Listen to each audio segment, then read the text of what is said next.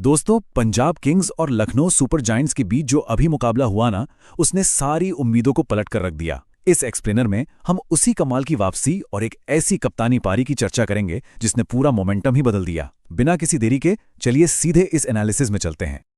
सिर्फ एक नंबर लग रहा है ना, पर ध्यान दीजिए, 6 वो नंबर है जो पंजाब किंग्स की लगातार हार का सिलसिला दिखाता है। इस मैच से पहले उनका कॉन्फिडेंस बिल्कुल बॉटम पर था और टूर्नामेंट में बने रहने की उम्मीद लगभग खत्म हो चुकी थी।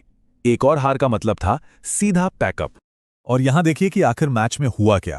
पंजाब ने 197 के उस मैसिव टारगेट को पूरे 2 ओवर पहले ही चेज कर लिया। लखनऊ ने 196 बनाए थे, लेकिन पीबीकेएस ने 18 ओवर में ही 200 ठोक दिए।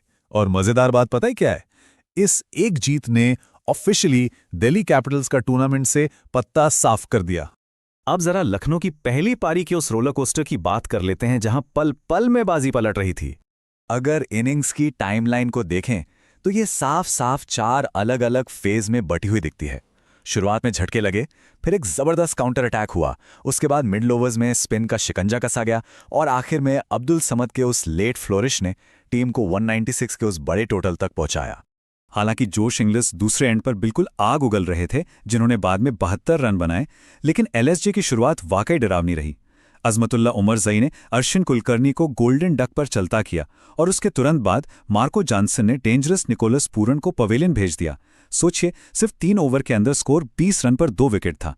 और उस प्रेशर के बीच आए आयुष बदोनी। उन्होंने आते ही गेम को लिटरली हाइपर ड्राइव में डाल दिया। सिर्फ 18 गेंदों में ताबड़तोड़ 43 रन। उनकी उस पारी ने शुरुआती दबाव को पूरी तरह से पलट कर रख दिया। यहां नोट करने वाली बात यह है कि जब एलएसजी इतने खतरनाक मूड में थी, तब veteran leg spinner Yuzvendra Chahal ने क्या कमाल किया। उन्होंने मिडिल ओवर्स में ऐसा शिकंजा कसा कि विस्फोटक बल्लेबाजी रुक सी गई। सिर्फ 25 रन देकर 2 बड़े विकेट निकाले। पहले बधोनी को चकमा देकर स्टंप आउट करवाया और फिर ऋषभ पंत को 26 रन पर आउट करके मोमेंटम तोड़ दिया। एक perfect master class.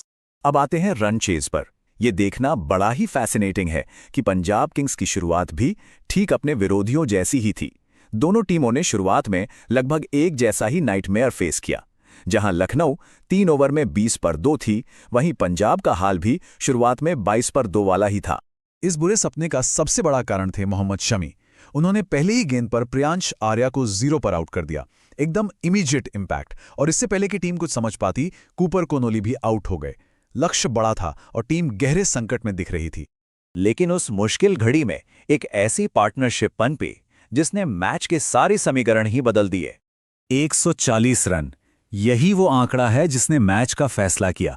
Captain Shreyas Iyer और विकेटकीपर बल्लेबाज प्रभुसिमरन सिंह ने मिलकर तीसरे विकेट के लिए जो 140 रन जोड़े ना, उसने गेम को लिटरली लखनऊ के हाथों से छीन लिया। इस दौरान प्रभसिमरन ने जो कमाल का सपोर्टिंग रोल निभाया, उसे कोई भूल नहीं सकता। अर्जुन तेंदुलकर की गेंद पर एलबीडब्ल्यू होने से पहले उन्होंने सिर्फ 39 गेंदों में 69 रन कूट दिए। उनकी उस अप्रोच ने रन रेट को कभी गिरने ही नहीं दिया।